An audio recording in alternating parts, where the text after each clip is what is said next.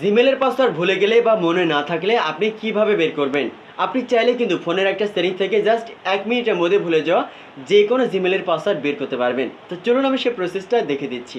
তো ফার্স্টে আপনার ফোনে সেটিংস ওপেন করবেন, এরপর একটু নিচের দিকে আসবেন। দেখবেন গুগল নামের একটা অপশন রয়েছে, এখানে আপনি ক্লিক করবেন। এরপরে অল সার্ভিস লেখা থাকবে, এখানে ক্লিক করবেন, তারপর একটু নিচের দিকে আসবেন। এরপর অটোফিল উইথ গুগল একটা অপশন পাবেন, এই অপশনটা ওপেন করবেন। তারপর এখানে পাসওয়ার্ড লেখা থাকবে, পাসওয়ার্ডে ক্লিক করবেন।